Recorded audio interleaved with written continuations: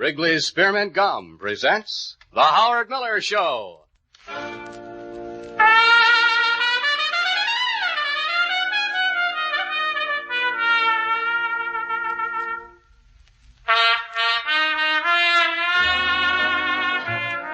And now here with music on records is Howard Miller. Thank you very much, Ed Joyce. Good morning, everyone. This is Howard Miller for Wrigley's Spearmint Chewing Gum from Chicago, Illinois, where I'm very proud to boast about the weather today because it's one of those ideal, cool, crisp, sunny fall days. Sort of makes you feel like smudge pots are in the air and the footballs and all the rest of the wonderful things about fall. Even to the colored leaves, and I presume that Jack Frost will be doing his job on them very shortly. We're going to start out today before we introduce our guest star, who, by the way, is the fabulous Miss Betty Johnson, who, as far as I'm concerned, is one of America's chief gifts to the world of music, and a star of the Victor Record Company, also a star of the Breakfast Club on another network. We're going to present her in our interview session because she's right here in the studio with us. But before we do, I want to play a record that's rather significant in the life of the Columbia Record Company and also in the life of Mr. Frankie Lane, and I presume you'd have to admit Mitch Miller, too. Because when Mitch Miller, who is the artist and repertoire director of the Big C label, left Mercury to go over to Columbia, the one artist that he wanted to take with him was Frankie Lane, a Chicago-born singer who has certainly done tremendous things in the world of music. But it required, of course, that the Columbia people had to offer Frankie a substantial guarantee. So it was on the basis of Mitch's own personal recommendation to the Columbia people that they guaranteed Frankie Lane one of the biggest contracts in the history of the industry. And so it was necessary, of course, paramount to absolute necessity, that on their very first record they make a hit to make both Frankie and Mitch look good under the new banner. The fact that they did is proven by the sales notation, which proves that Jezebel sold well over 2 million copies. Here is that famous record from the Atom of Collectors.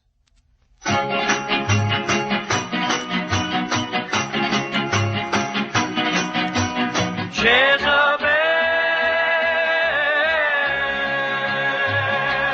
Jezebel,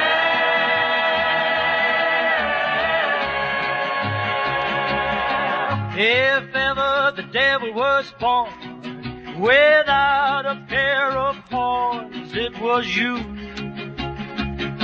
Jezebel, it was you.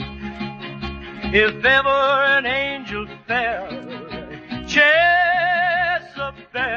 it was you. Jezebel, it was you. If ever a pair of eyes promised paradise, deceiving me, grieving me, leaving me blue, Jezebel, it was you. If ever the devil's plan was made to torment man, it was you. Jezebel, it was you. 'Twould be better had I never known a lover such as you, forsaking dreams and all for the siren call of your arms. Like a demon, love possessed me, you obsessed me constantly. What evil star is mine that my fate's design should be Jezebel?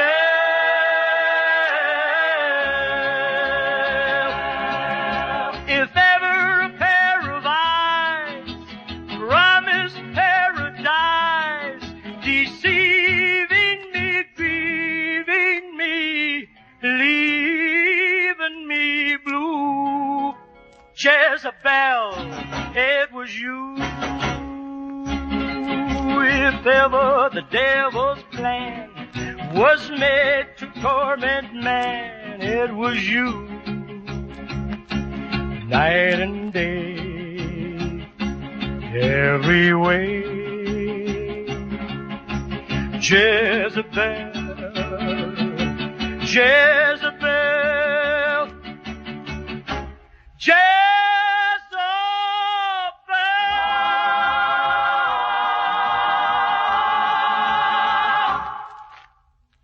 That's Frankie Lane with that famous record of about 5 years vintage called Jezebel. You know, every morning about this hour when we're playing records and talking to our famous celebrities, our guests of the music world, thousands upon thousands of salesmen are traveling the concrete ribbons of this great country. And to those gentlemen of sales, let me suggest that you keep a package of Wrigley Spearmint on hand always by the car that you're driving.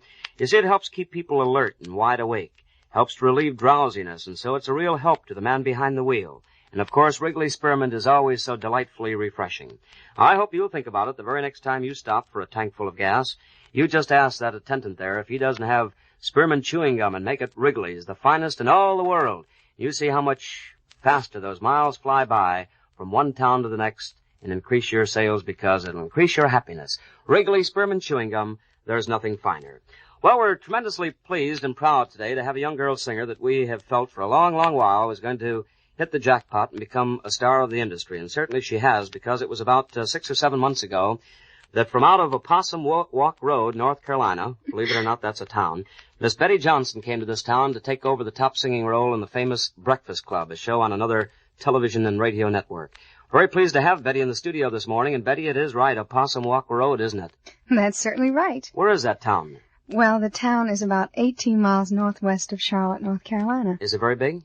Well, 3 farm families. Not 3 too farm big. families, 2 others besides the Johnsons? Or 2 3 others. 2 others besides. Betty, actually, your career started in music long before Victor Records found you and long before Mr. Don McNeil found you and exposed you to the waiting American public. Where did it begin? In Opossum Walk Road? Well, actually, it began in North Carolina, and we worked on a CBS affiliate there, WBT, and they're listening to us this very minute down there. Sure, they're carrying the show. And we actually started singing when we were quite young. I was 5 years old when I started professionally. My family sang in churches and all around for different, church suppers and things. And yes, and you were billed as the Johnson family. That's correct. And who did it include? Daddy and Mother and who else? And my 3 brothers. My oldest brother, Kenneth, and my younger brothers, who are twins, Bob and Jim. Well, now, do you still record or do you still work professionally? Oh, as yes. the Johnson As a matter of fact, we have a pretty successful record out now called Shifting Whispering Sands. Did you do that? Yes, we did, and Daddy does a marvelous job on the recitation. Well, I am embarrassed for my ignorance in the matter. I thought that I received all the records that came out, but well, I apparently must didn't get release this that. one for you because actually we are on the Country and Western label of Victor, you see. And it probably wasn't released to the pop disc jockeys across the That's country. true. Well, I like to done hear it. very Daddy well. does the recitation? Oh, he does a great job. Daddy, He you must really be does. listening right now. He is listening. But if Daddy weren't listening, I'm sure you'd be just as high in your praise of him because you always have been. Well, Betty, now, besides the Johnson family of singers, you also, of course, record as a single for Victor. Yes, I do. But in a decidedly different idiom of music. Now, which do you prefer, the church music, the folk music that you have established yourself with as a member of a family, or as a single performer on the pop side of music? Well, I just prefer performing. I would love to sing anything at any time. Uh-huh. I'm just as at home singing a hymn as I am singing a rock and roll. Yes, well, actually, you get that opportunity on your radio network show, I don't do, you? and I have always had that opportunity in all my work, it seems. I've just been lucky in that way, I think. Yes. Is there a similarity in your mind to gospel music to pop music? I've always thought that there's there a was. tremendous similarity. I think that, as a matter of fact, this morning I did a very pop song, and to me it was like singing a spiritual. I thought I was singing a spiritual, and the hand clapping and the rhythm, the beat, it's all the same. Yes. I really feel that way. Do your folks live right there on a farm in Opossum? Oh, yes. They're not professional singers in the sense that their sole income comes from that. No, Daddy that's true. actually We is have a great always farmer, farmed. We have always farmed, and when I was singing 2 radio shows a day and going to school, I was still a farmer's daughter, and I still came home and milked the cows and did all the chores at home. You were the girl We're behind real the plow. farmers. Well, no. How big Not is the hardly. farm, Betty? Well, it's under 100 acres. It's about, I really never knew Well, the is that acreage. tobacco country? You don't have tobacco. Well, we are primarily truck farmers. We make most of our money selling vegetables to the city folks. Oh, I see. And then you drive the truck back in, or do you? Well, we have an A model Ford that we drive in. We take our vegetables into town. I think that's wonderful that you should be so talented, be able to milk a cow one day and record for Victor Records another day. Well, it really is. I'm sort of a Cinderella girl when I'm working and when I'm recording because actually my background is an awful plain one, and I think I'm very lucky to be recording and to be singing. Well, Betty, Victor is very lucky to count you as one of their many, many girl singers that they have. As a matter of fact, I think that the importance of this song lies not in the title, but rather in the lyric, because it's a beautiful story. I think a person is a little bit steered away from it by the name of it, but it certainly does not... It was shocking to my folks, too, I can tell you that. I bet it was, because here it is, Betty Johnson, and a new Victor record she made called I'm a Sinner.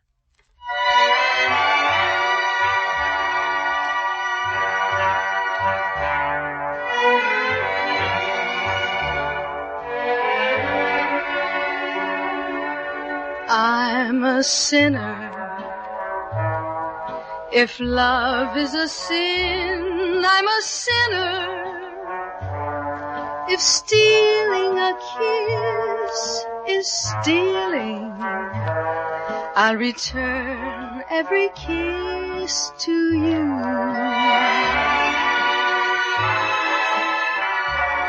I plead guilty. If love is a crime, then I'm guilty. If begging for love is begging, I'm a beggar because of you. Be my judge and be my jury, and tell me honestly what should be my penalty for love in the first degree. I'm a sinner, but I don't deny I'm a sinner. If breaking a heart means nothing to you, then you're a sinner too.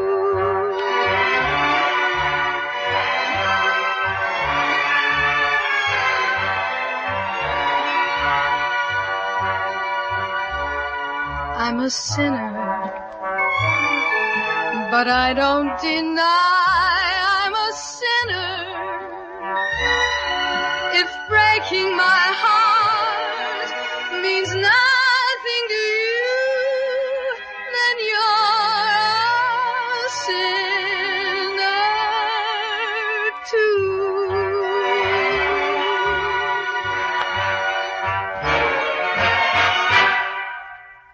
Betty Johnson with a fine victory recording called I'm a Sinner. Betty, I'm quite positive that you're the biggest thing that's ever happened to Possum Walk Road, North Carolina, since Bossy had a calf.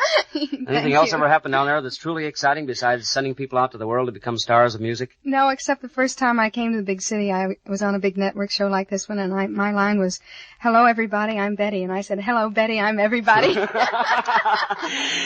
wonderful. Betty, I can't think of a way to top that one, so I think it's best just to sign off. The only way I could possibly top it is, of course, the way you can top off your day or your evening hours by having Wrigley Spearmint Chewing Gum. Will you make certain, please, that you get some? There's not a more delightful repast in all the world. When you're watching television at night, when you're listening to the radio during the day, perhaps cleaning the house, minding the kids, or driving around like we said the salesman a short while ago, always find themselves pleasantly refreshed with the most delicious taste in the world, Wrigley Spearmint Chewing Gum. Thank you very much, Miss Betty Johnson, from Victor Record Company and also from Don McNeil's Great Breakfast Club. This is Howard Miller from Chicago saying thanks very much for being a part of our show. We'll see you tomorrow at the same time. Until then, chew Wrigley Spearmint and have a wonderful day, will you? Bye, all.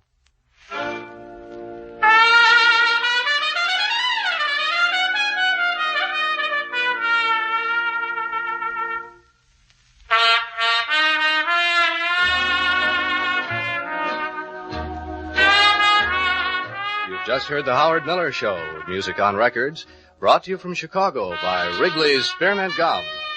Be sure and join Howard Miller tomorrow at this same time when his guest will be Russ Miller from Alan Dick's Restaurant in New York. This is the CBS Radio Network.